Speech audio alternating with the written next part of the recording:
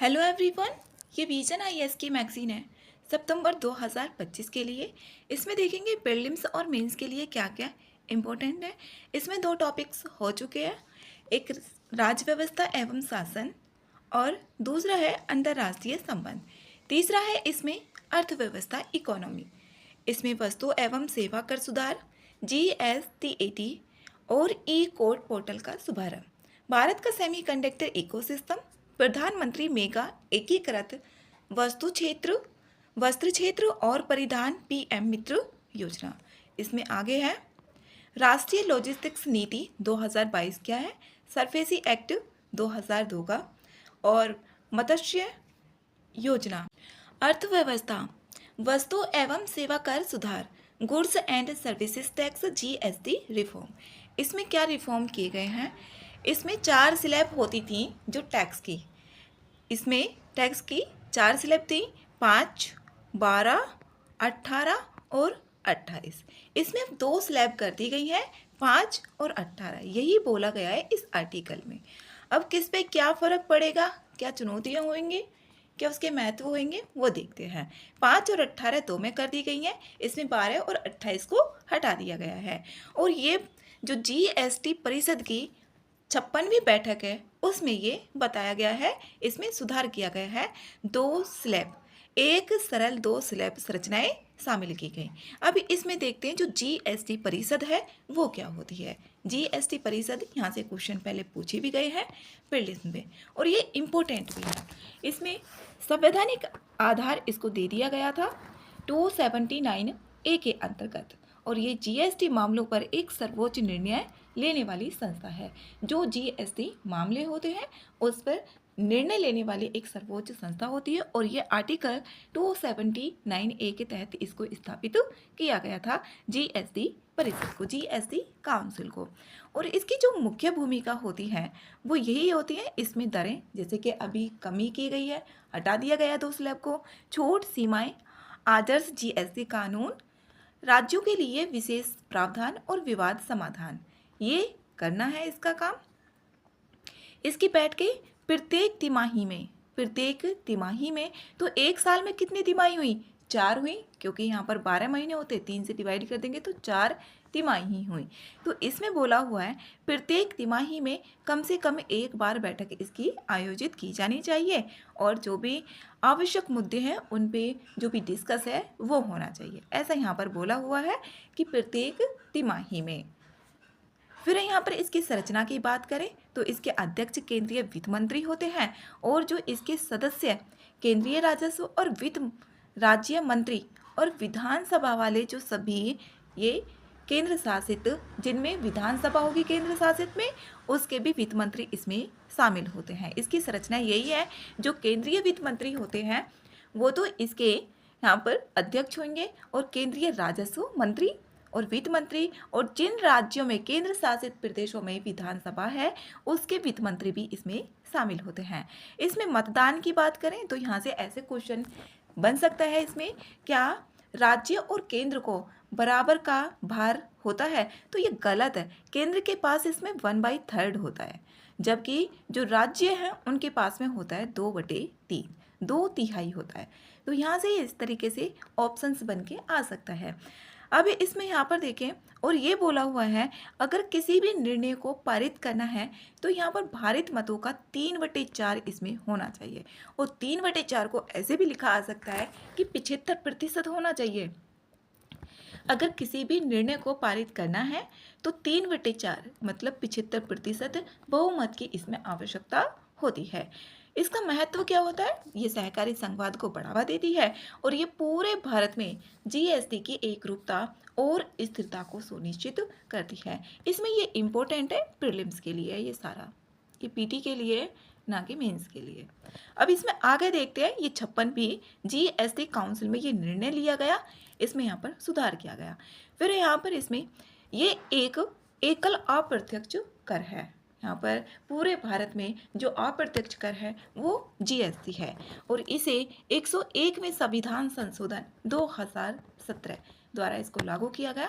1 जुलाई 2017 से इसको लागू भी कर दिया गया।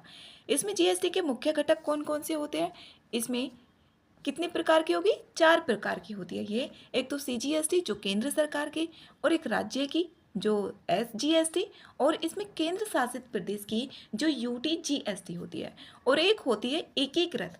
ये तो केंद्र शासित प्रदेशों में लागू होगी, ये राज्यों में और एक केंद्र में। और जो एकीकृत जीएसटी होती है आईजीएसटी, ये कहाँ पर होगी?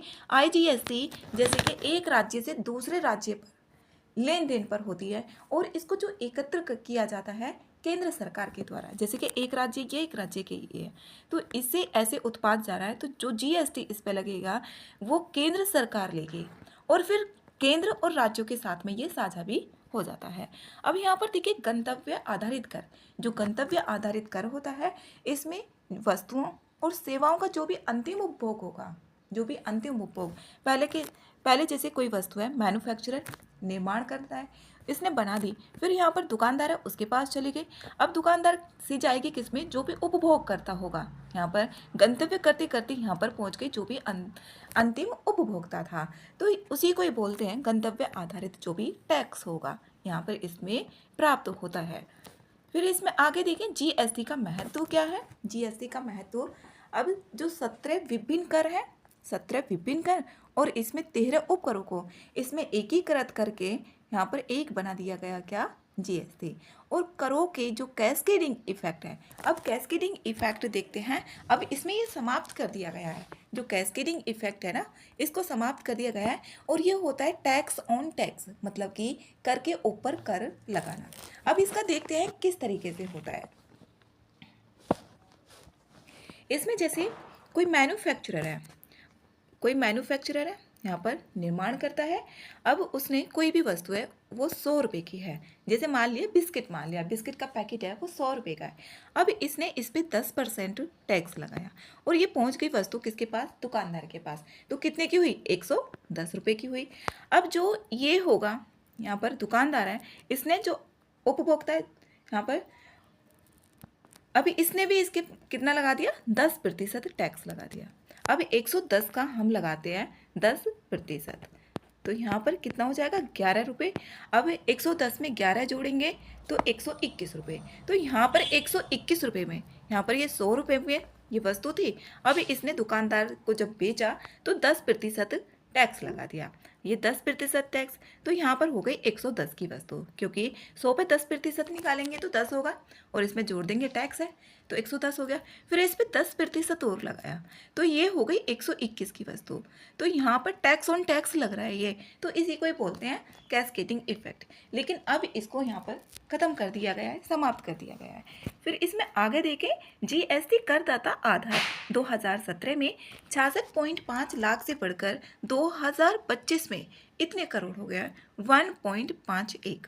जो भी करदाता है जीएसटी के, 2017 में तो इतने थे, इतने लाख हैं, लेकिन 2025 में इसमें जो करदाता है उनकी संख्या 1.51 करोड़ हो गई है।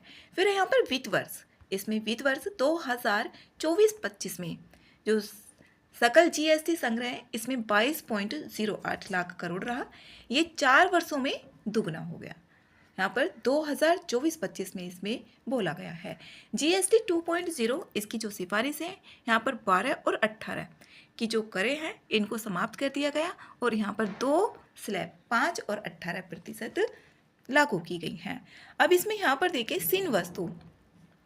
अब ये सिन वस्तु कौन सी होती है? जो सिन वस्तुएं होती है ना, ये हानिकारक होती हैं, जैसे कि तंबाकू हो गया, पान मसाला हो गया, पेय पदार्थ हो गए, उनको बोला जाता है सिन वस्तुएं। और चुनिंदा जो विलासिता वस्तुएं होती हैं, विलासिता जो ज़रूरत नहीं है लेकिन फिर भी क्या कर रहे हैं, उनको खरीद रहे हैं। ये जैसे कि एक गाड़ी की ज़रूरत है और उसमें 4 गाड़ियों को खरीदा जा रहा है, इस तरीके से जो विलासिता की वस्तुएं हैं, जैसे कि यहाँ पर महंगे आभूषण हो गए, खरीदते जा रहे हैं, वाहन हो गए, ज़्यादा खरीद रहे हैं, हथियार हो गए, उनकी ज़रूरत तो है नहीं लेकिन खरीद रहे हैं, उसी को ही बोला जाता है विलासिता की वस्तुएं। सिन वस्तुएं जैसे मादक पदार्थ हो गए, पान मसाला, पेय पदार्थ हो गए, इनमें 40% की एक विशेष डीमेरिट दर लागू की गई है। इन पर कितना? 40% की, जो क्षतिपूर्ति उपकर को ये प्रतिस्थापित करेगी। अब यहाँ पर जैसे कि मध्यम प्रभावी कर दर कौन कौन सी, यहाँ पर 12% से घटकर कितनी हो गई है? 5% हो गई है। जो प्रभावी कर दर है, जो उसमें वसूला जाएगा, प्रभावी है, जो दे सकते हैं। अब यहाँ पर नागरिकों और प्रमुख क्षेत्रकों के लिए राहत क्या है। जैसे यहाँ पर ये 18% से घटकर कितनी कर दी गई, 5% कर दी गई। किस किस पे, ये ज़्यादा बिकती हैं, जैसे हेयर ऑयल हो गया, साबुन, शैम्पू, टूथपेस्ट, ये जो वस्तुएं होती हैं इनमें कमी की गई है कर में। 18% से इसमें 5% हो गई है। इसमें पूछा जा सकता है कि 5% जो टैक्स होगा जीएसटी में वो किस किन वस्तुओं पर होगा।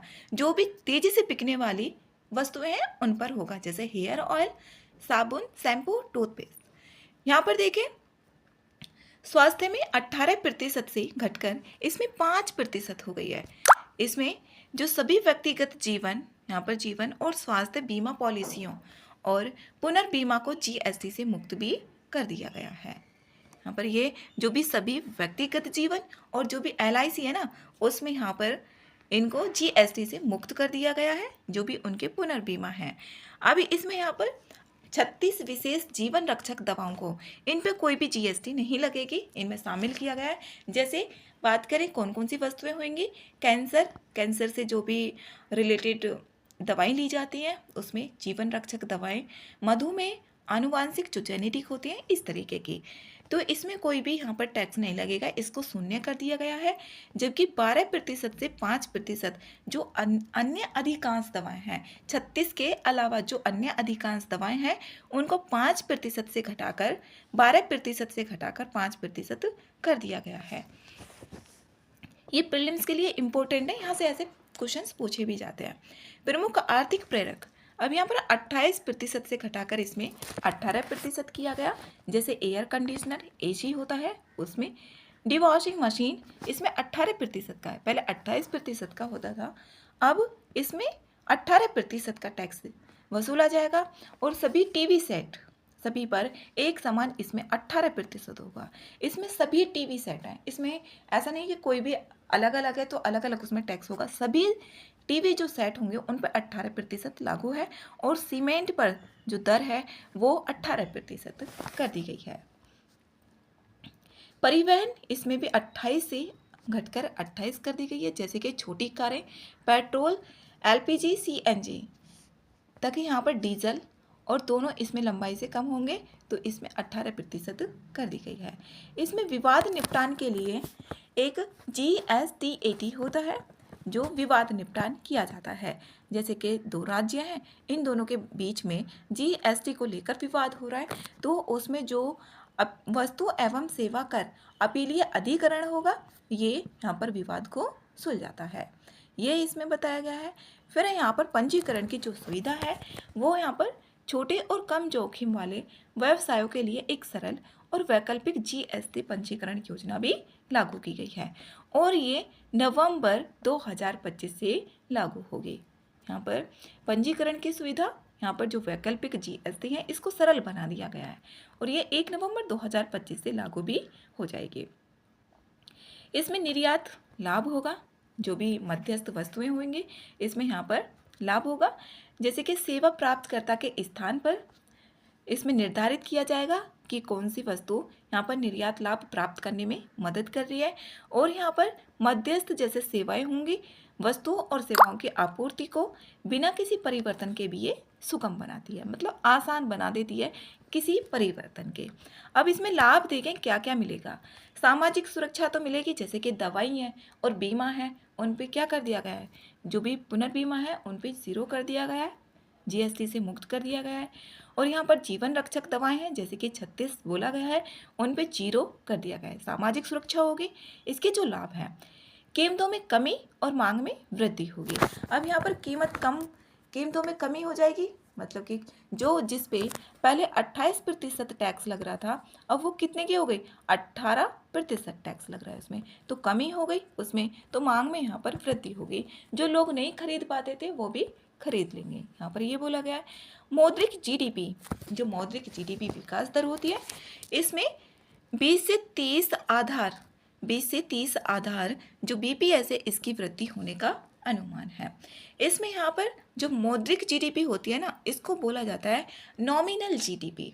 नॉमिनल जीडीपी जो होती है, इसको जो भी करंट प्राइस होता है वर्तमान में प्राइस कितना है किस वस्तु का, उसको देखा जाएगा। एक होती है यहाँ पर रियल जीडीपी, वास्तविक, यहाँ पर जीडीपी बोला जाता है उसको आधार वर्ष से लेके चलते हैं, लेकिन ये करंट प्राइस पे देखते हैं कि वर्तमान में कीमत क्या है चालू कीमतों पर। यह है मौद्रिक जीडीपी, और इसमें बोला गया है कि 20 से 30 आधार अंक जो यहाँ पर बीपीएस है, इसकी वृद्धि का भी अनुमान है। आगे एमएसएमई को इसमें समर्थन दिया जाएगा, जैसे कि यहाँ पर सीमेंट है, सीमेंट में कितना 18% के लिए बोला गया है। अब सीमेंट, ऑटो पार्ट्स, हस्तशिल्प, ये आगतों की जो दर है, जो भी आगत है, उनकी दर में कमी के लिए लागत घटेगी, और यहाँ पर प्रतिस्पर्धी भी बनेंगे जो छोटे व्यवसाय होंगे। जीवन की सुगमता, इसमें 2 दर संरचना विवाद कम होंगे, जैसे कि 12 और 28 को इसमें हटा दिया गया है। व्यापक कर आधार होगा, व्यापक कर होगा क्योंकि कम है, अब कम स्लैब है क्योंकि 5 और 18 है, तो यहाँ पर राजस्व में सुधार होगा। और इसमें जो व्यापक कर सुधार होगा तो यहाँ पर जो भी टैक्स होगा वो ज़्यादा से ज़्यादा मिलेगा। लेकिन यहाँ पर जो भी चुनौतियाँ होंगी, अब इसमें चुनौतियाँ भी होंगी, सरकार को टैक्स की कम प्राप्ति होगी, इसमें ज़्यादा शामिल तो हो जाएंगे, लेकिन जब 12 और 28% को हटा दिया जाएगा तो टैक्स की यहाँ पर कमी होगी सरकार को। राजस्व की हानि होगी, इसमें वित्त मंत्रालय ने बताया है कि 2023-24 के उपभोग आधार पर राजस्व की हानि हो सकती है। इसमें लगभग कितना है, 48,000 करोड़ रुपए है जो 2023-24 में है। इनपुट टैक्स क्रेडिट की बात करें, इसमें अब समाप्त कर दिया गया है इसको, जो इनपुट टैक्स क्रेडिट है। ये क्या होता है इनपुट टैक्स क्रेडिट, यहाँ पर ये क्वेश्चन पूछा जा सकता है अलग करके। अभी इसमें देखें, जैसे कि ए है, कोई 2 पर्सन है, ए और बी है। अभी इसने ए ने बी से कोई कच्चा माल रॉ मटेरियल खरीदा, तो इसने बी ने जब इसको ये कच्चा माल दे रहा है तो ये क्या इस पे टैक्स लगाया इस पे। अब इसने ए ने अब कच्चा माल खरीदा तो इसको फाइनल तैयार बना दिया, जो भी माल था उसको फाइनल कर दिया। अब ये क्या करेगा, अब तीसरे पर्सन को हमने मान लिया सी, अब ये इसको बेचेगा, सी को इसने बेच दिया, तो ये भी क्या करेगा, इस पे कोई टैक्स लगाएगा। अब जो भी इसने टैक्स लगाया ना, और बी ने जो ए पर टैक्स लगाया था, तो ए का टैक्स इसमें से घट जाएगा, तो यहाँ पर वही होता है इनपुट टैक्स क्रेडिट। जो भी इसने पहले से इनपुट कर दिया था तो इसका वो घट जाएगा, मतलब इसको मिल जाएगा। जैसे इस पे 12, अभी एग्जाम्पल से देखते हैं। अब यहाँ पर ये घट जाता है, इसी को बोला जाता है इनपुट टैक्स क्रेडिट। अब यहाँ पर एग्जाम्पल लें, जैसे कि कोई वस्तु है और वो कितने की, 100 रुपये की है, ठीक है, 100 रुपये की है। अब इसने खरीदा, कहीं से कच्चा माल खरीदा 100 रुपये में, एग्जाम्पल मान लिया, और इस पे कितना 12%, इस पे 12% का टैक्स लगाया, तो ये अब जो वस्तु है कितने की हो गई, 112 रुपये की, 112 की हो गई। इसने खरीदा था, उसने लगा दिया इस पे 12% टैक्स, तो ये 112 रुपये की हो गई। अब यहाँ पर अब ये वस्तु बन गई, तो इसने जो भी ये खरीदा था, ए मान लिया इसको 112 रुपये में ये मिली इसको कच्चा माल। अब लागत भी है, इसकी मेहनत भी है, तो इसने क्या किया, इसने इस वस्तु को यहाँ पर 200 रुपये में इसको बेचेगा। ये इसने बोला कि अब मैं इसको 200 रुपये में बेचूंगा। अब ये 200 रुपये में इसने बेची, तो इसने अब बेचेगा तो इस पर भी टैक्स लगाएगा। ये मान लिया हमने 12%, अब 12% 200 पे टैक्स लगाएंगे। यहाँ पर कोई वस्तु थी, यहाँ पर कितने की, 100 रुपये की। अब इसने खरीदा था कच्चा माल, तो यहाँ पर कितने की हो गई, ये 12%, तो ये 12% तो टैक्स हुआ इस पर 112 हो जाएगा, ये हुआ। अब इसने फिर यहाँ पर इसको मान लिया, अब ये जो वस्तु बना दी 112 रुपये में बन गई, तो 200 रुपये में इसने बेच दी। अब ये 200 रुपये इसकी मेहनत भी थी, लागत भी थी। अब इस पे इसने बोला कि 12% टैक्स पर मैं बेचूंगा, तो 12% निकालेंगे 200 का, तो इसमें ये 24 रुपये ही आएगा। 2 जीरो और 12 दूनी 24, तो 24 रुपये जो इसका टैक्स था ना, यहाँ पर कितना था, 12 रुपये था, तो इसमें ये घट जाता है यहाँ पर कि इसको ये वापस मिल जाता है, 12 घट जाएगा तो 12 ही रह जाएगा, क्योंकि इसको मिल गया, इनपुट में उसको मिल गया, तो यही बोला जाता है इनपुट टैक्स क्रेडिट। ये है, इसमें अलग से ऑप्शंस बन के भी आ सकते हैं। अभी इसको समाप्त कर दिया गया है। और पहले बीमा कंपनी जो थी, आगतों पर भुगतान किए गए जीएसटी को समायोजित करके प्रीमियम पर जीएसटी को कम करने के आईटीसी बोला जाता है, इसको उपयोग करती थी। यहाँ पर वही जो अभी हमने देखा।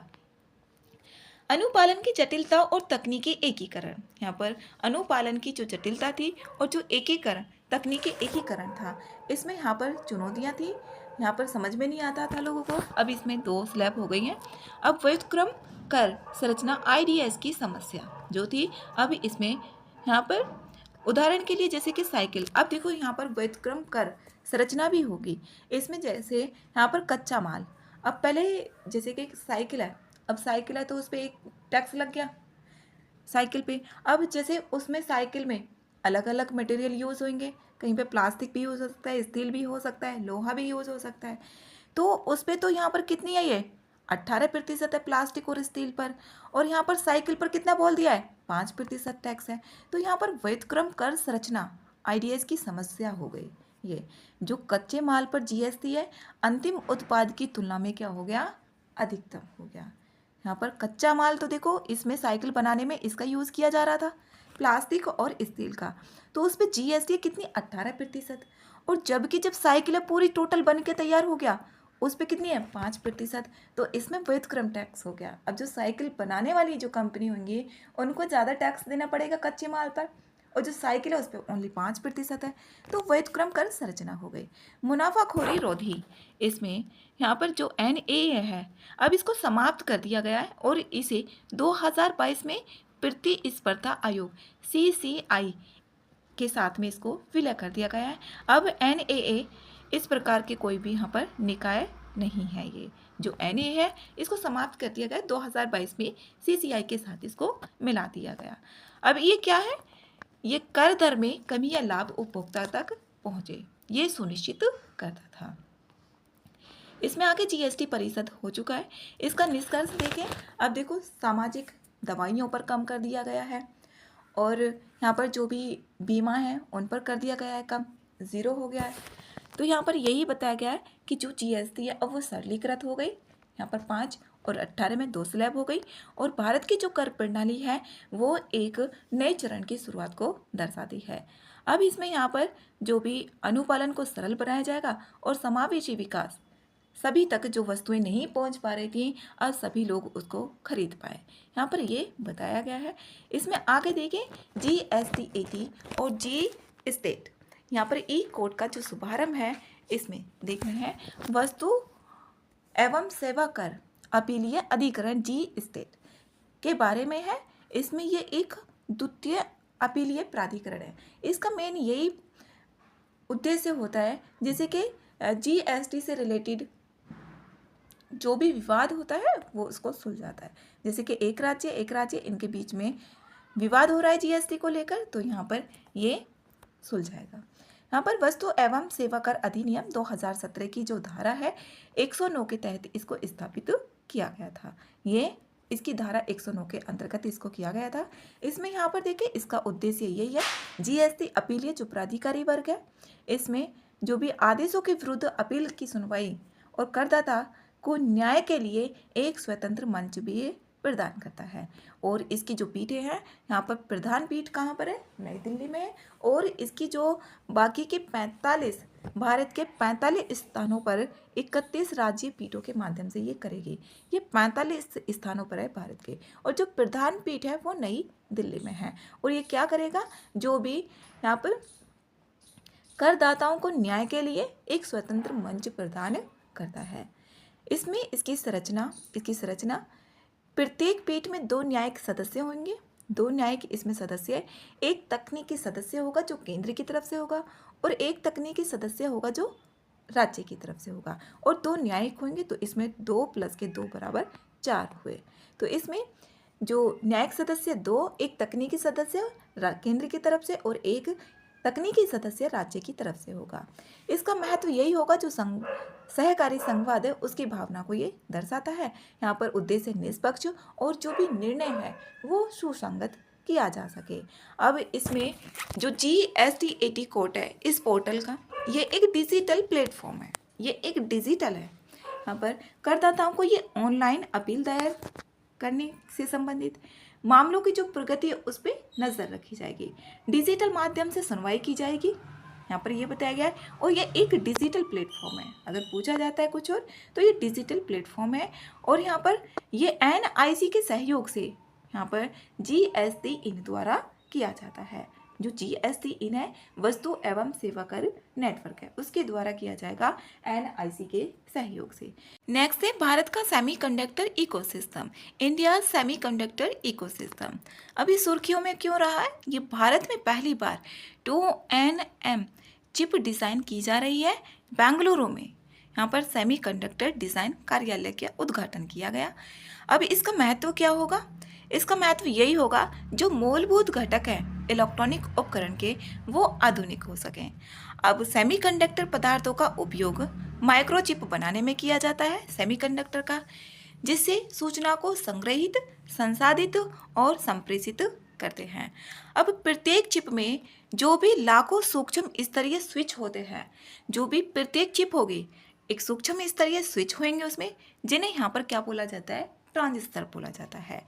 और ये विद्युत संकेतों उनकी तरह ही नियंत्रित किए जाएंगे जैसे मस्तिष्क की कोशिकाएं संदेशों को नियंत्रित करती हैं। जो भी ट्रांजिस्टर होते हैं प्रत्येक चिप में, जिस तरीके से मस्तिष्क होता है उसकी कोशिकाएं संदेशों को नियंत्रित करती हैं, उसी तरीके से अब इसमें जो पतली चिप होगी उसमें कम स्थान में अधिक प्रोसेसिंग होगा, ज़्यादा वो स्टोर कर सकेगी। अब जैसे पतली चिप है, जैसे कि ये चिप है, तो यहाँ पर बड़ी चिप होगी तो उसको स्थान भी ज़्यादा चाहिए। अब छोटी चिप है और वो ज़्यादा स्टोरेज भी है, तो उसके लिए बोला गया उसकी क्षमता ज़्यादा होगी। यहाँ पर हल्के और अधिक सक्षम उत्पाद होंगे। इसमें छोटे ट्रांजिस्टर, जिस तरीके से मस्तिष्क में कोशिकाएं होती है उसी तरीके का काम करता है ट्रांजिस्टर। ये अधिक दक्षता और कम ऊर्जा खपत को ये संभव बनाएंगे। इसमें कम ऊर्जा लगेगी, ये बोला गया है। अब इसमें यहाँ पर देखें ये बोला हुआ है कि 2030 तक 1 ट्रिलियन अमेरिकी डॉलर तक पहुँचाने का इसमें अनुमान है। 2030 तक जो वैश्विक कंडक्टर सेमीकंडक्टर उद्योग है, 2030 तक 1 ट्रिलियन अमेरिकी डॉलर पहुँचाया जाएगा। और इसमें देखिए जो ताइवान और दक्षिण कोरिया है, ताइवान, दक्षिण कोरिया, जापान, चीन, अमेरिका, इनके द्वारा नियंत्रित किया जाता है इस उद्योग को। ताइवान के पास में ही विश्व का 60%, ये ऑप्शन में बन के आ सकता है कि ताइवान विश्व के 60% सेमीकंडक्टर और 90% जो भी अत्याधुनिक चिप्स हैं इनका ये उत्पादन करता है। ताइवान कर रहा है, अगर यहाँ पर USA या चीन का बोला जाता है तो गलत हो जाएगा वो। तो 60% है ताइवान के द्वारा, ये लाइन इम्पोर्टेंट है। और भारत, इसमें भारत को भी पहली बार है जो भारत में ये हो रहा है। यहाँ पर भारत स्वयं को वैश्विक विनिर्माण को विविधीकृत करने में विश्वसनीय और भरोसेमंद भागीदार के रूप में अपने आप को स्थापित भी कर रहा है। इसमें आगे देखें इसकी प्रमुख पहले कौन कौन सी हैं, कौन कौन सी योजनाएं इसके लिए चलाई जा रही थी। इंडिया सेमीकंडक्टर मिशन, इसे 2021 में शुरू किया गया था। जैसे जो ISM है 2021 में सेमीकंडक्टर फैब्स योजना, इसमें 28 nm या उससे अधिक जो तकनीक उन्नति है इसकी स्थापना को ये लक्षित करती है। और इसमें 50% तक की भी वित्तीय सहायता भी प्रदान की जाती है इसमें सेमीकंडक्टर फैब्स योजना में। और डिस्प्ले फैब्स योजना में इसमें भी 50% तक की जो वित्तीय सहायता है वो दी जाती है डिस्प्ले फैब्स योजना में। और इसमें भारत में डिस्प्ले फैब्रिकेशन यूनिट स्थापित की जाती हैं। कंपाउंड सेमीकंडक्टर एवं ATMPOS योजना, इसमें क्या क्या होगा, जैसे कि सेमीकंडक्टर, सिलिकॉन फोटोनिक्स, यहाँ पर ये डिस्क्रीट सेमीकंडक्टर, इसके निर्माण को ये समर्थन देती है। डिज़ाइन लिंक्ड इंसेंटिव, जो इंसेंटिव का मतलब होता है जो भी सहायता दी जाएगी, वित्तीय सहायता, इसमें स्टार्टअप्स और MSMEs को प्रोत्साहित किया जाएगा। और इसमें जो प्रति कंपनी होगी 15 करोड़ तक की इसमें राशि प्रदान की जाती है। जो डिज़ाइन लिंक्ड इंसेंटिव है इसमें प्रति कंपनी होगी उसको 15 करोड़ तक की इसमें सहायता दी जाएगी। सेमीकॉन इंडिया, ये विश्व भर में आयोजित जो भी 8 प्रमुख सेमीकॉन प्रदर्शन है उसमें से एक है सेमीकॉन इंडिया। विश्व में 8 में से एक है ये वैश्विक सेमीकंडक्टर डिज़ाइन और विनिर्माण, जो भी डिज़ाइन और विनिर्माण जो किया जाता है उसके परितंत्र के शीर्ष विशेषज्ञों और अधिकारियों को का ये एक मंच पर लाता है। ये सेमिकॉन इंडिया क्या होगा, 8 में से एक प्रमुख है और ये वैश्विक जो डिज़ाइन और विनिर्माण किया जाता है उन अधिकारियों को एक मंच पर लेकर आता है जो भी डिज़ाइन और विनिर्माण करते हैं। फिर आगे सेमिकॉन इंडिया, इसका 2025 में चौथा संस्करण था और इसमें इसकी थीम थी अगली सेमीकंडक्टर महाशक्ति का निर्माण था। ये इम्पोर्टेंट है प्रीलिम्स के लिए। जो सेमिकॉन इंडिया है 2025, इसकी जो थीम है ये अगली सेमीकंडक्टर महाशक्ति का निर्माण था। कौशल एवं यहाँ पर प्रतिभा विकास कार्यक्रम, ये AICTE VLSI पाठ्यक्रम, इसमें ये AICTE इसकी फुल फॉर्म होती है all India council for technical education. ये VLSI very large scale integration, यहाँ पर ये है। अब इसमें क्या होगा, जो भी पाठ्यक्रम है उन उद्योग की आवश्यकता अनुसार बनाया जाएगा आधुनिक लेवल का, और इसमें वैश्विक कंपनियां और जो भारतीय कंपनियां होंगी उनको वेतन प्रोत्साहन किया जाएगा और रोजगार भी प्रोवाइड किए जाएंगे, जो AICTE पाठ्यक्रम है। अगला इसमें है यहाँ पर skilled man power advanced research and training, smart lab और NIELT, ये कालीकट। इसका उद्देश्य है 1 लाख इंजीनियरों को, जो भी इंजीनियर हैं उनको प्रशिक्षित किया जाना है। इसके अंतर्गत जो skilled man power advanced research and training है। अब चिप्स टू स्टार्टअप C2S कार्यक्रम, ये क्या है, इसमें जो वेरी लार्ज स्केल इंटीग्रेशन है और एम्बेडेड सिस्टम डिज़ाइन क्षेत्र में ये विशेषज्ञता प्राप्त संसाधन विकसित करने पर शुरू की जाएगी। अब इसमें आगे फ्यूचर स्किल्स प्रोग्राम, ये फ्यूचर स्किल्स प्रोग्राम ये मध्य प्रदेश में और 20,000 इंजीनियरों को, जो भी इंजीनियर हैं उनको इसमें प्रोत्साहित प्रशिक्षित किया जाएगा। फ्यूचर स्किल्स प्रोग्राम के अंतर्गत मध्य प्रदेश में है ये। वैश्विक सहयोग भारत और अमेरिका के बीच में, भारत और अमेरिका के बीच में सेमीकंडक्टर के लिए यहाँ पर मजबूत करने पर इसको बल भी दिया जाएगा। भारत और अमेरिका के बीच में डिज़ाइन तथा अनुसंधान एवं विकास जो R&D है इसको प्रोत्साहित मिलेगा 2025 में, जैसे कि नोएडा और बेंगलुरु, इसमें 3NM जो चिप है डिज़ाइन केंद्रों का उद्घाटन भी किया गया है। ये नोएडा बेंगलुरु में 3NM डिज़ाइन केंद्रों का ये बताया। इसमें सिलिकॉन कार्बाइड, जो सिलिकॉन कार्बाइड है SiC और 3D ग्लास जो पैकेजिंग है इसकी दिशा में प्रगति होगी। यहाँ पर जो इलेक्ट्रॉनिक वाहन होंगे रक्षा एरोस्पेस क्षेत्रों में उपयोगी होगी है। अब विक्रम 32 बिट प्रोसेसर, ये यहाँ पर लॉन्च व्हीकल रॉकेट है, इसमें जो भी परिस्थितियाँ हुए उनके उपयोग के लिए प्रमाणित भी किया जाएगा। जो यहाँ पर विक्रम 32 है ये लॉन्च व्हीकल है रॉकेट। इसमें सेमीकंडक्टर, यहाँ पर सेमीकंडक्टर परितंत्र के समक्ष जो भी चुनौतियाँ आएंगी, क्या क्या चुनौतियाँ आएंगी, एक तो सीमित कोर IP और स्वदेशी उत्पाद का विकास, इसमें यहाँ पर चुनौतियाँ आएंगी। जो भी यहाँ पर स्वदेशी शोध होंगे और नवाचार की स्थिति होगी वो अभी कैसी बनी हुई है, कमज़ोर बनी हुई है। तो यहाँ पर इसमें ये चुनौती होगी। भू राजनीतिक जोखिम होगा, भू राजनीतिक जोखिम जैसे यहाँ पर अमेरिका है वो जब निर्यात करने पर कुछ चीज़ें होती है जैसे कि नीतियां हैं, भारत को महत्वपूर्ण प्रौद्योगिकियों और चिप निर्माण उसकी पहुंच को क्या कर देता है, सीमित कर देता है। जो भी निर्यात होता है उसको क्या कर देता है, ये सीमित कर देता है। जैसे USA का एग्जाम्पल देख सकते हैं कुछ वस्तुओं का। उन्नत फैब सुविधाओं पर कम ध्यान दिया जाएगा।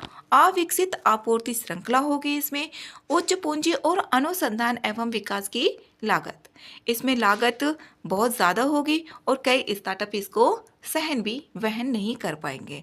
जो यहाँ पर पूंजी है, क्योंकि यहाँ पर ये पहली बार किया जा रहा है तो नई नई चीज़ें हैं, तो जो भी स्टार्टअप है वो इसको वहन नहीं कर पाएंगे, कीमतें ज़्यादा होंगी, लागत ज़्यादा होगी।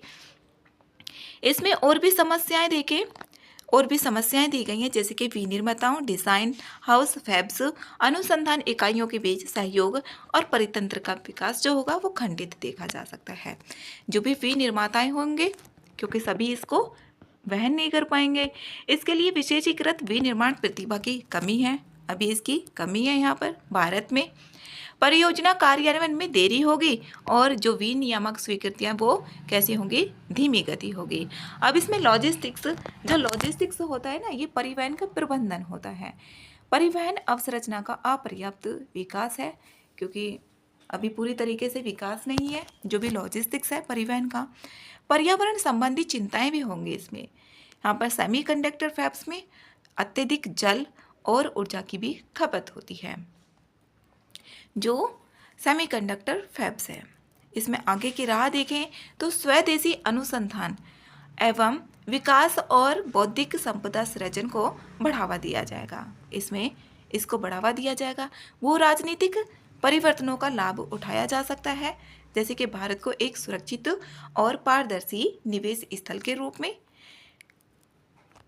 यहाँ पर चिप 4 गठबंधन जैसे संघों में शामिल होने का प्रयास कर सकता है भारत। अब इसमें उन्नत नोड्स के लिए प्रोत्साहन और अनुसंधान एवं विकास को बढ़ावा मिलेगा। विनिर्माण अवसंरचना में सुधार करना, प्रशिक्षण और गठन के लिए एक प्रारंभिक रिफ ब्रिज फैब स्थापित किया जाएगा। इसमें कर से छूट मिलेगी और कच्चे माल के उत्पादन को बढ़ावा दिया जाएगा और सहयोग को भी बढ़ावा मिलेगा। कुशल कार्यबल का विकास करना, इसमें यहाँ पर जो कुशल कार्यबल होगा उसका विकास किया जाएगा। अभी इतना कुशल कार्यबल नहीं है, तो इसमें और भी नई नई चीज़ें सीखने को मिलेंगी। तो यहाँ पर नवीकरणीय फैब सहित समर्पित प्रशिक्षण केंद्र भी स्थापित किए जाएंगे। इसमें आगे है प्रधानमंत्री मेगा एकीकृत वस्त्र क्षेत्र और परिधान पीएम मित्र। जो पीएम मित्र है, यहाँ पर prime minister mega integrated textile region and apparel, यहाँ पर पीएम मित्र स्कीम।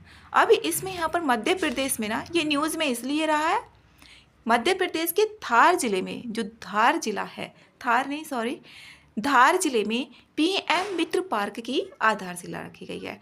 तो अब कितने हो गए, 7 हो गए हैं।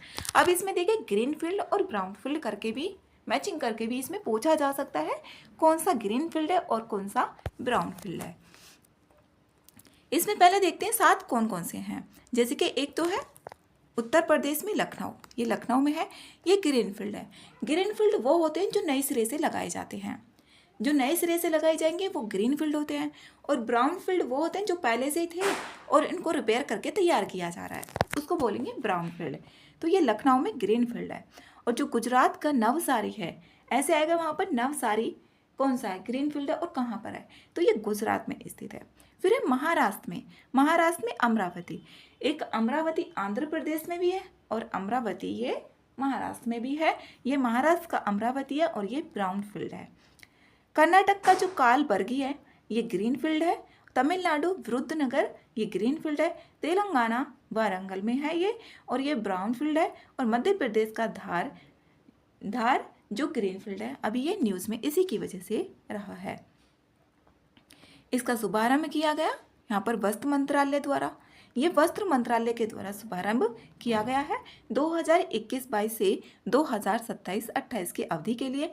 इसमें कितने करोड़ की लागत होगी, इसमें 4,445 करोड़ रुपए की कुल लागत के साथ इस योजना को शुरू किया गया। किसके द्वारा, वस्त्र मंत्रालय के द्वारा 2021-22 से 27-28 के लिए। इसका उद्देश्य यही है कि यहाँ पर जो बड़ी पैमाने पर वस्त्र विनिर्माण है उन केंद्रों की स्थापना की जाएगी। अब यहाँ पर 2023 में भारत में 7 स्थलों की पहचान की गई थी, जैसा कि यहाँ पर हमने अभी देखा है, यही है। अब इसमें देखो जो भी अलग अलग, जैसे कि बुनाई अलग हो रही है, कताई कहीं और अलग हो रही है, प्रसंस्करण कहीं अलग हो रहा है, वस्त्र निर्माण कहीं हो रहा है, तो इसमें जो भी परिवहन लागत थी ना वो बचेगी। अब इसमें जो भी ये बना दिए गए हैं यहाँ पर पीएम मित्र पार्क 7 है। अभी इनमें एक ही स्थान पर होगा, जैसे कि गुजरात है, गुजरात का नवसारी ग्रीन फील्ड है। इसमें कताई, बुनाई, प्रसंस्करण, परिधान, वस्त्र निर्माण, प्रसंस्करण, मुद्रण, मशीनीकरण, ये सारे जो होंगे ना एक ही स्थान पर किए जाएंगे। वस्त्र सहित संपूर्ण मूल्य श्रृंखला की सुविधा इसमें प्रदान की जाएगी। अब इसमें 5F का जो दृष्टिकोण है वो भी बताया गया है क्या क्या है? 5F। एक F से है फार्म, एक F से है फाइबर, एक F से है फैक्ट्री, एक F से है फैशन और एक F से है फॉरेन। इसका लक्ष्य है वस्त्र उद्योग परिधान को एकीकृत और विस्तारित भी करना है। और इसका लक्ष्य देखें यहाँ पर 70,000 करोड़ रुपए के निवेश को ये आकर्षित करेगा और इसमें 20 लाख प्रत्यक्ष और अप्रत्यक्ष रोजगार भी दिए जाएंगे। राज्यों के लिए पात्रता क्या है यहाँ पर? इसमें भूखंड कम से कम कितना? 1,000 एकड़ उपलब्ध होना चाहिए। वस्त्र औद्योगिक नीति अनुकूल होनी चाहिए। जहाँ पर भी हम इसको स्थापित करें पीएम मित्र पार्क को, वहाँ पर 1,000 एकड़ ज़मीन उपलब्ध होनी चाहिए। और वहाँ पर वस्त्र के लिए, वहाँ पर वस्त्र औद्योगिक करें तो उसके लिए अनुकूल जो भी परिस्थितियाँ होंगी वो भी होनी चाहिए। और वस्त्र क्षेत्र में जो पारंपरिक क्षमता है इसको मजबूती होनी चाहिए। अब इसमें यहाँ पर देखें स्पेशल प्रयोजन पहल, इसमें केंद्र सरकार की जो हिस्सेदारी होगी सेंट्रल की होगी इसमें 49% और जबकि जो स्टेट होगा उसकी 51% होगी। इसको उल्टा करके भी ये पूछा जा सकता है कि सेंटर की 51% होगी, तो वहाँ पर ये गलत हो जाएगा।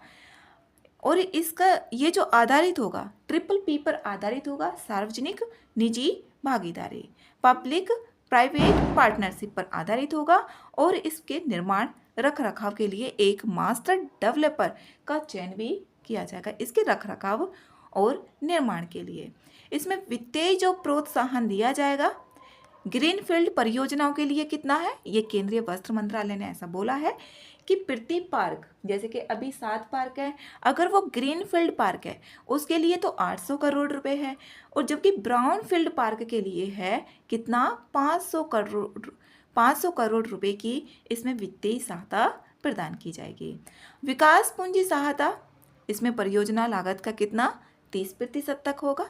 अब ग्रीनफील्ड यहाँ पर बताया हुआ है जो नई विकास किया जाएगा उसी को, इसमें यहाँ पर ग्रीनफील्ड जो ग्रीनफील्ड है यहाँ पर प्रति पार्क सहयोग की जो अधिकतम सीमा है ये 500 करोड़ रुपए, जबकि ब्राउन फील्ड में इसमें मौजूदा जो अवसंरचना है उसका उन्नयन किया जाता है।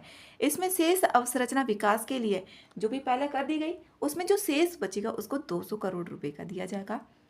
फिर इसमें यहाँ पर टर्नओवर का भी बताया हुआ है कि प्रारंभिक स्थापना और टर्नओवर, यहाँ पर उसकी स्थापना हो गई और बाद में जब टर्नओवर होगा प्रति पार्क इसमें 300 करोड़, इसमें पहले मिल जाएगा, इसमें पहले 500 करोड़ मिल जाएगा और बाद में जो दिया जाएगा ना 300 करोड़ रुपए दिया जाएगा। इसमें 200 करोड़ और फिर बाद में 300 करोड़।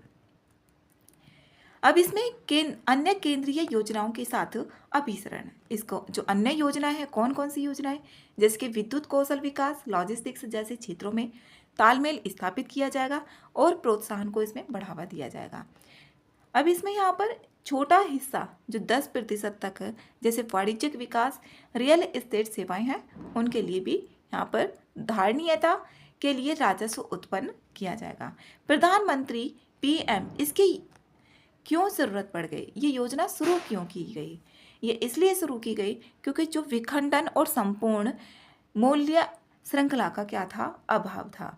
जैसे अलग अलग स्थानों पर सारी चीज़ें होंगी तो वहाँ पर अलग अलग परिवहन लागत भी लगेगी, कच्चा माल कहीं है और चीज़ें कहीं है तो वहाँ पर सही नहीं हो पाती। तो इसमें विखंडन और संपूर्ण मूल्य श्रृंखला का अभाव, इसमें यही बताया गया है। बड़े पैमाने पर जो बाधा उत्पन्न होती हैं प्रतिक्रिया उनकी समय धीमी हो जाती है, लॉजिस्टिक लागत क्या होगी? बढ़ जाएगी और गुणवत्ता नियंत्रण पर कमजोर हो जाती है जो उनकी गुणवत्ता होगी।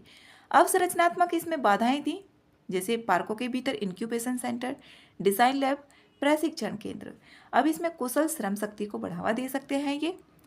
और यहाँ पर केंद्रीयकृत अपशिष्ट उपचार संयंत्र। आगे इसमें अप्रचलित प्रौद्योगिकी और निम्न उत्पादकता, जो भी इसमें अप्रचलित इसमें प्रौद्योगिकी और निम्न उत्पादकता थी, अब इसमें यहाँ पर इसको बढ़ाया जाएगा। यहाँ पर जो भी अकुशल थे कुशल किए जाएंगे और यहाँ पर वस्त्र इकाइयों में पुरानी जो मशीनरी थी उसको हटाया जाएगा। और इसमें लागत जो बढ़ती है, जैसे कि चीन और वियतनाम जैसे वैश्विक प्रतिस्पर्धियों के मुकाबले प्रतिस्पर्धात्मकता बढ़ती है। प्लग एंड प्ले फैक्ट्रियों में राजकोषीय प्रोत्साहन के साथ अपर्याप्त निवेश एवं सीमित पैमाना और इसके गुणक प्रभाव, ये भी बड़े पैमाने पर रोजगार इससे सृजित किए जा सकते हैं। जैसे कि बोला हुआ है कि 20 लाख इसमें प्रत्यक्ष और अप्रत्यक्ष रोजगार भी सृजित होंगे।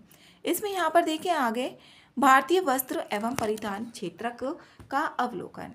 इसमें यहाँ पर ये चीन के बाद भारत का दूसरा स्थान है वस्त्र निर्माण क्षमता में, जबकि भारत वैश्विक व्यापार में 3.91% की हिस्सेदारी के साथ ये छठा निर्यातक देश है भारत। और विनिर्माण में देखें तो चीन के बाद में दूसरा है और निर्यात के मामले में है कितना, छठे स्थान पर, और इसकी हिस्सेदारी है भारत की 3.91%। अर्थव्यवस्था में योगदान देखें, जो जीडीपी है इसमें लगभग कितने का योगदान होता है, 2.3% का।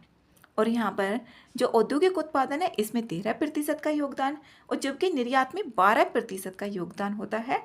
2023-24 में 34.4 अरब डॉलर यहाँ पर इसका योगदान करता है। ये रोजगार की बात करें, कृषि के बाद रोजगार सृजन करने वाला दूसरा सबसे बड़ा ये क्षेत्रक है। इसमें 4.5 करोड़ से अधिक लोग प्रत्यक्ष रूप से कार्यरत है और बड़ी संख्या में इसमें महिलाएं और ग्रामीण आबादी शामिल है। ये 4.5 करोड़ से अधिक लोग हैं जो इससे डायरेक्ट जुड़े हुए हैं। और समावेशी प्रकृति इसकी जो लगभग है 80% क्षमता MSME क्लस्टरों में फैली हुई है। क्लस्टर जो एक समूह होता है उसी को ही बोला जाता है।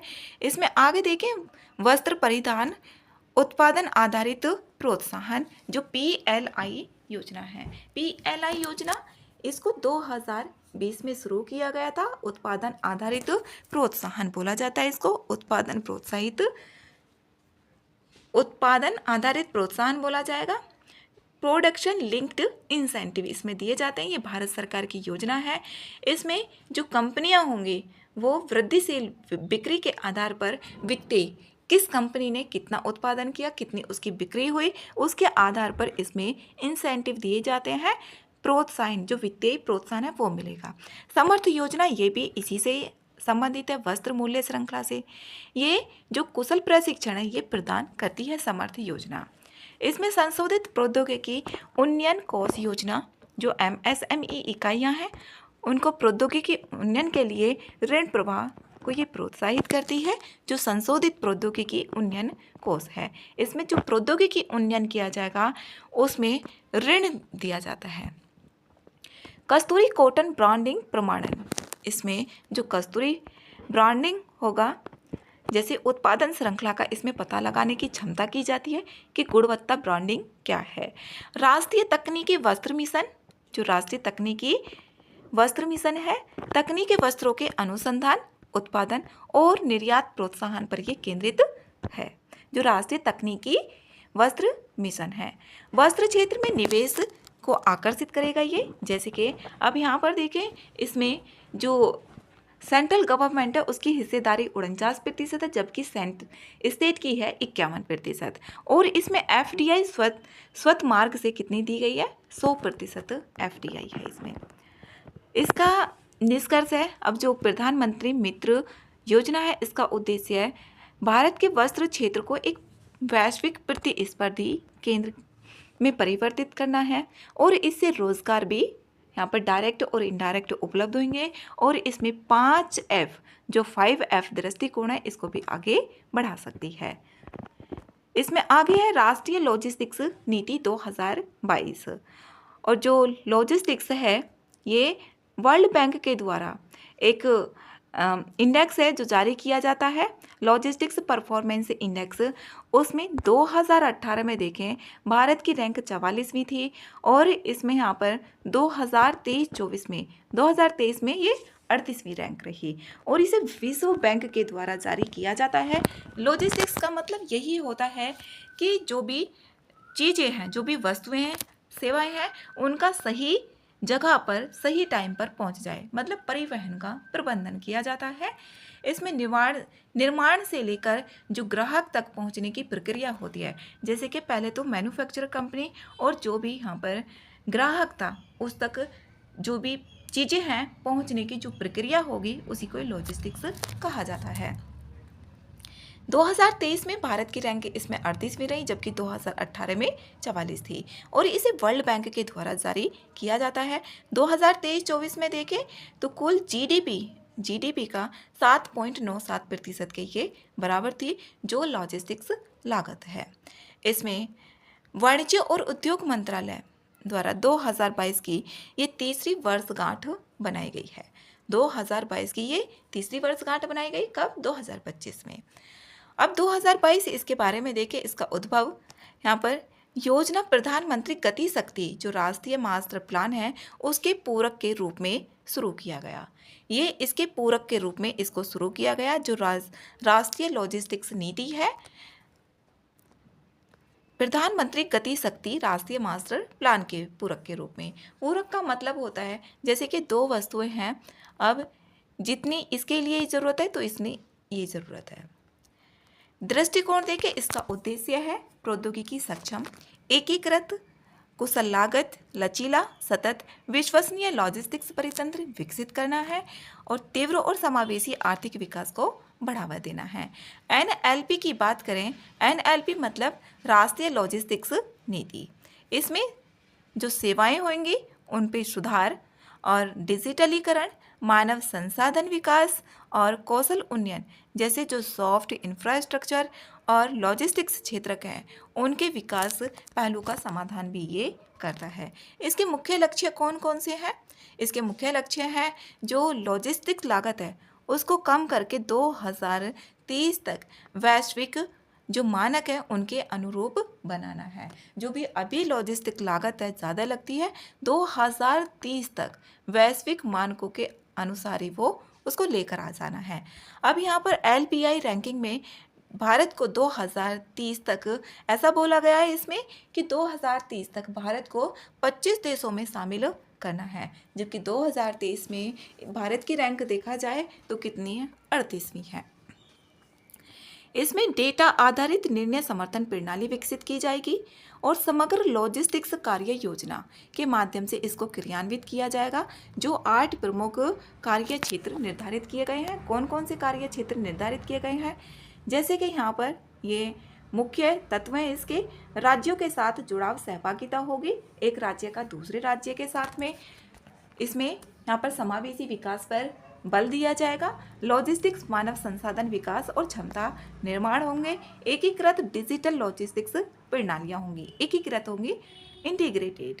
भौतिक संपत्तियों का मानकीकरण, सेवा गुणवत्ता मानकों के बेंचमार्किंग, तुलनात्मक मूल्यांकन भी किया जाएगा। लॉजिस्टिक्स पार्कों के विकास में सहायता प्रदान की जाएगी। जो भी लॉजिस्टिक्स पार्क होंगे सहायता मिलेगी। कुशल लॉजिस्टिक्स के लिए यहाँ पर क्षेत्रीय योजना अंतर, ये मेंस के लिए इम्पोर्टेंट है, इनको लिखा जा सकता है कि यहाँ पर क्या क्या होंगे, इसी तरीके से फिगर बना गया है, उससे मार्क्स ज़्यादा मिलते हैं। एक्जिम जो आयात निर्यात लॉजिस्टिक्स है इसको भी ये इसका मुख्य तत्व है। इसमें आगे देखें जो 2022 से 25 की प्रमुख उपलब्धियां हैं वो कौन कौन सी हैं। इसमें रैंकिंग सुधार हुआ है, 2023 में 38वीं रैंक, जबकि 2018 में कितनी थी? 44वीं रैंक थी। और 2030 तक ऐसा बोला गया है कि भारत को 25 देशों में शामिल करना है। Logistics is across different states, ये इंडेक्स लीड्स की ये फुल फॉर्म है। आगे देखिए इसमें जो लीड्स है 2025 में 5 से 7 प्रमुख लॉजिस्टिक्स कॉरिडोर जैसे कि यात्रा समय, ट्रक गति, प्रतीक्षा अवधि, आकलन शामिल किया गया है। इसमें यूनिफाइड लॉजिस्टिक्स इंटरफेस जो प्लेटफॉर्म है इसमें 30 से अधिक डिजिटल प्रणालियों के बीच सुरक्षित API एकीकरण को सक्षम किया गया है। इसमें आगे डिजिटल एकीकरण में सुधार किया जाएगा। जो डिजिटल एकीकरण है इसमें सुधार किया जाएगा। ईज ऑफ लॉजिस्टिक्स सर्विसेज, इसमें 35+ लॉजिस्टिक्स है जिन्हें उद्योग संघों को जोड़ा गया है और 140 में से 100 समस्याओं का सफल भी समाधान किया गया है। इसमें आगे क्षेत्रीय स्तर पर लॉजिस्टिक्स जो विकास है, यहाँ पर 27 राज्यों और केंद्र शासित प्रदेशों ने अपनी राज्य लॉजिस्टिक्स नीतियाँ बनाई हैं। यहाँ पर 27 राज्यों ने, जिससे कर लाभ और प्रोत्साहन प्राप्त हो रहा है। अब इसमें अन्य पहले भी चलाई गई, इसके लिए कौन कौन सी हैं? अवसंरचना का दर्जा प्रदान करना, ठीक है, इसमें एकीकृत राज्य और नगर लॉजिस्टिक्स योजनाएं भी ये भी चलाई गई। किसके सहयोग से? एडीबी जो एशियाई विकास बैंक का सहयोग है, इसके सहयोग से स्माइल कार्यक्रम के अंतर्गत ये लागू किया जा रहा है। यहाँ पर जो स्माइल कार्यक्रम है, ये इसका उद्देश्य है भारत की लॉजिस्टिक्स अवसंरचना में सुधार करना।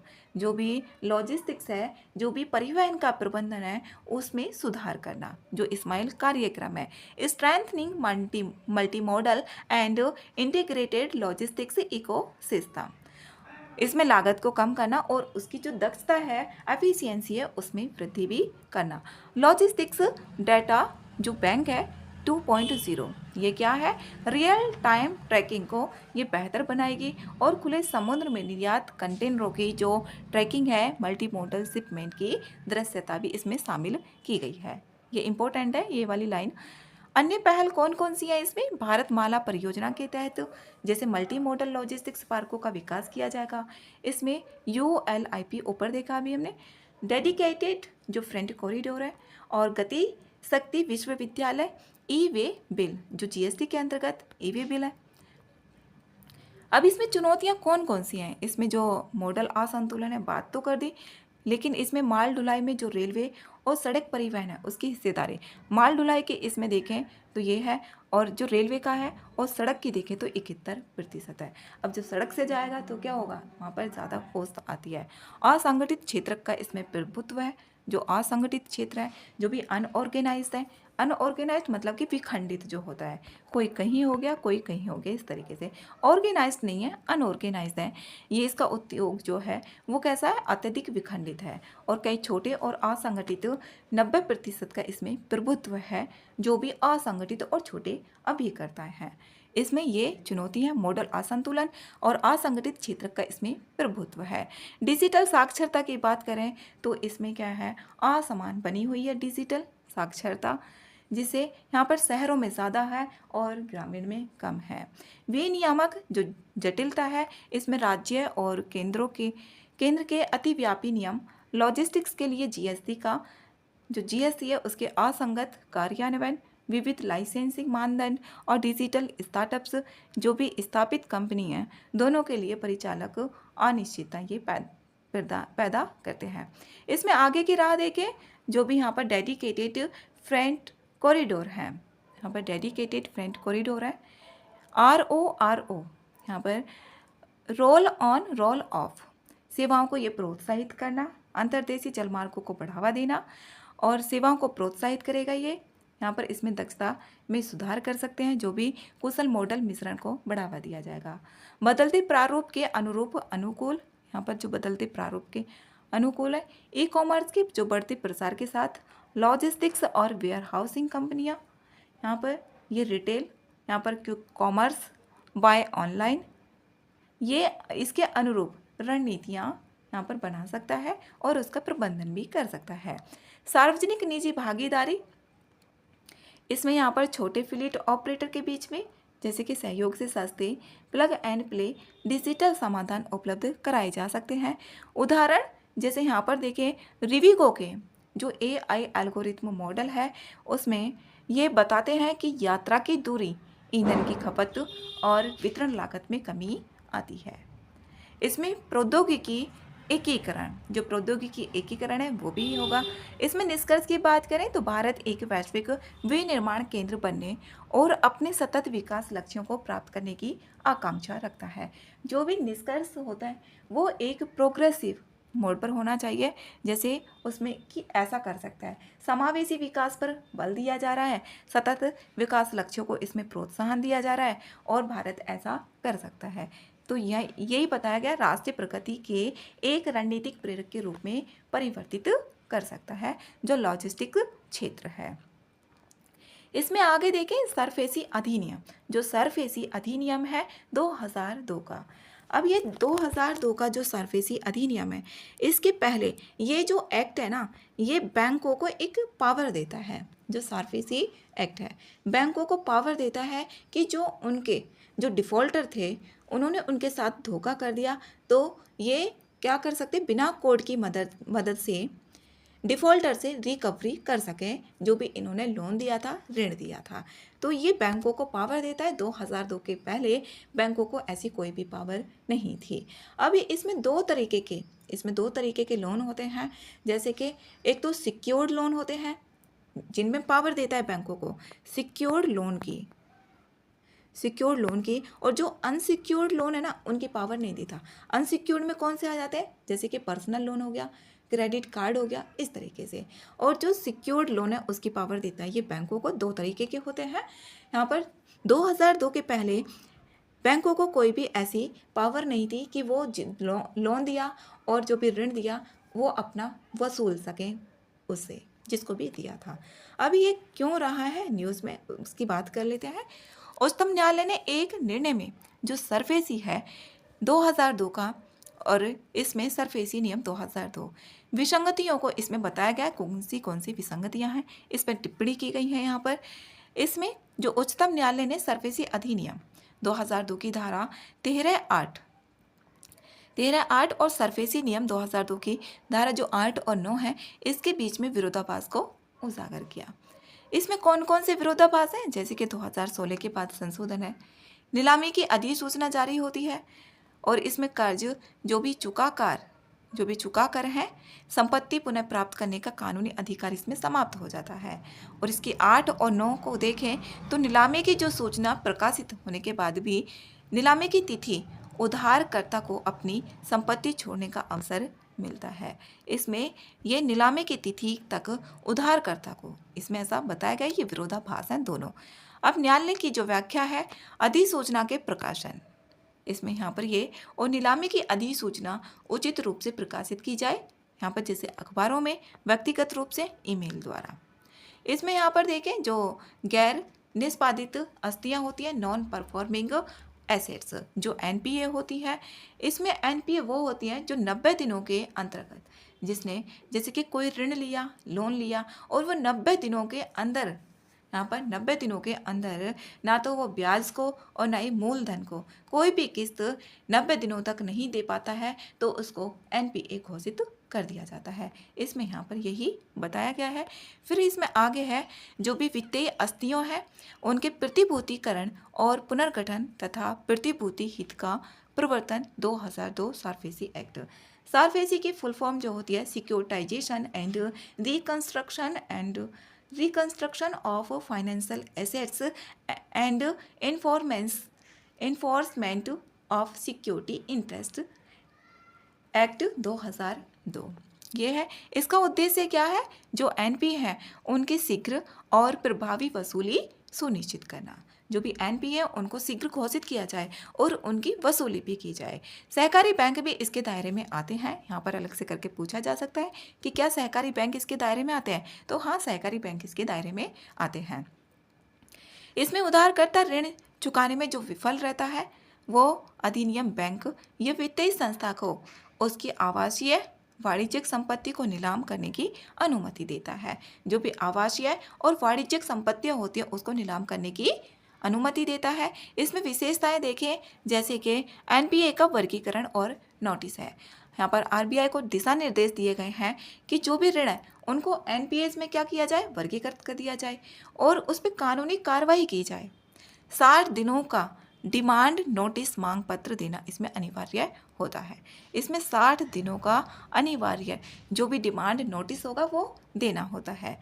इसमें वसूली की जो प्रमुख विधियां होती हैं, जैसे कि सिक्योरिटाइजेशन, यहाँ पर प्रतिभूतिकरण, इसमें उन प्रतिभूतियों का व्यापार योग्य प्रतिभूतियों में बदलकर निवेशकों के बीच जोखिम का वितरण किया जाता है, जो तनावग्रस्त परिसंपत्तियों की वसूली में जोखिम को कम किया जा सके।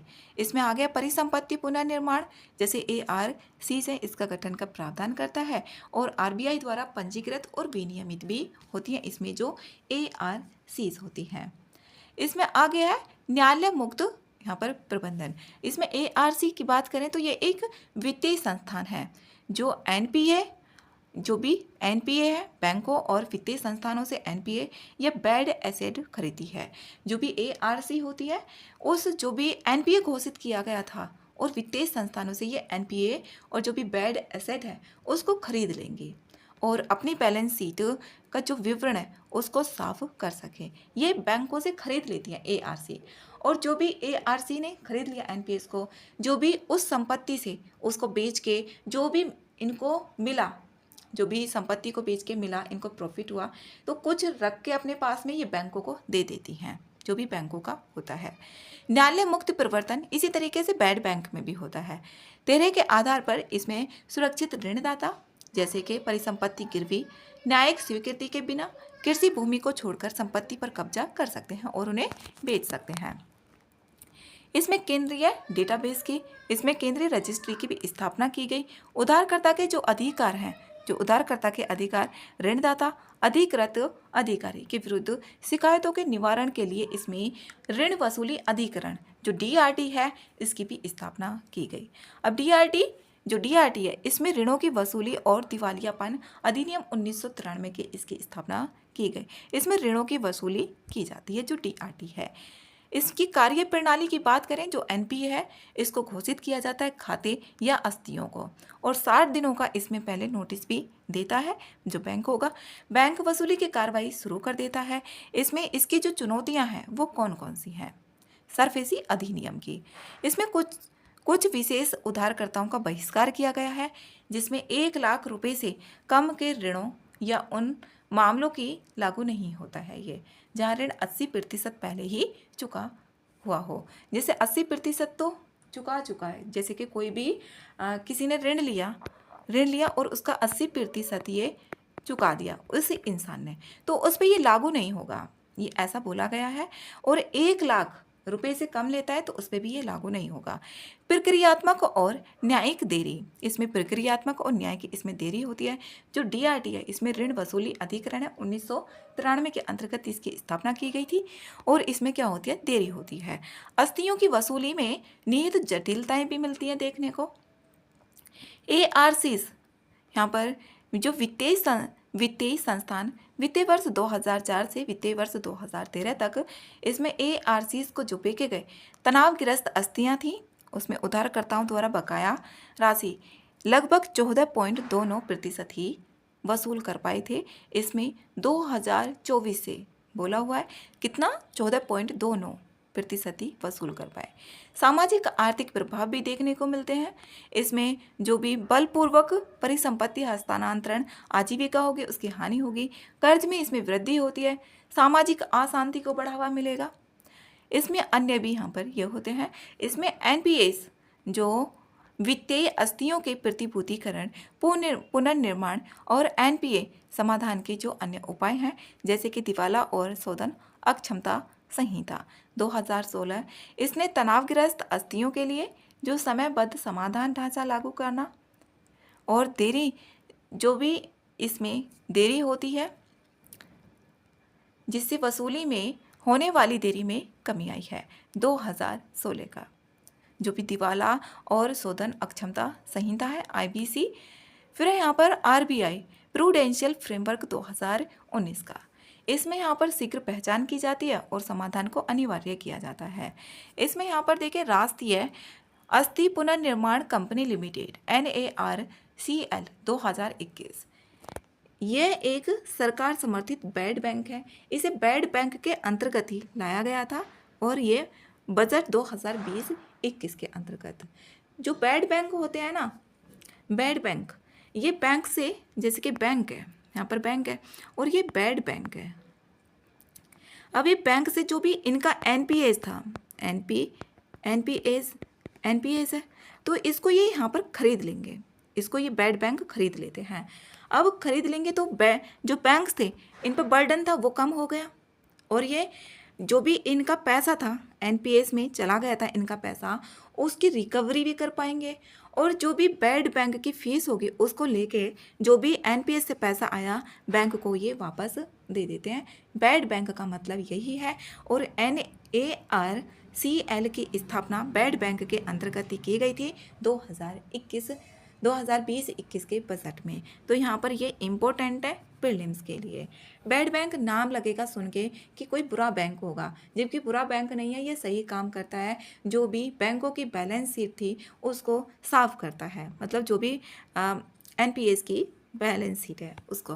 बेड बैंक एक वित्तीय संस्थान है जिसकी स्थापना संकटग्रस्त बैंकों के एनपीएस या बैड लोन को अधिग्रहण करने और उनका प्रबंधन करने के लिए की जाती है। यही देखा हमने भी। अब इसमें इंद्रधनुष योजना की भी शुरुआत की गई थी, सार्वजनिक क्षेत्र के बैंकों को भी। इसमें आईबीसी के साथ सामंजस्य स्थापित करना, यहाँ पर ये आईबीसी के साथ प्रौद्योगिकी का एकीकरण करना, और जो डीएआरडी है, जो भी ऋणग्रस्त संपत्तियाँ होती हैं उनके लिए अंतर्राष्ट्रीय सर्वोत्तम यहाँ पर पद्धतियाँ। फिर इसमें यहाँ पर निष्कर्ष है। निष्कर्ष में यहाँ पर जो उच्चतम न्यायालय है उसके निर्णय ने सरफेसी अधिनियम के तहत यहाँ पर मोचन अधिकारों को स्पष्ट किया है कि जो क्रेताओं के संरक्षण को मजबूती प्रदान की है, यहाँ पर जो भी क्रेता है उनके संरक्षण को मजबूती प्रदान की है, और जो भी एनपीए है इनका शीघ्र समाधान को सुनिश्चित करने के लिए ज़रूरी है, और जो एआरसी है संस्थागत व्यवस्थाओं को ये मजबूत करेगा।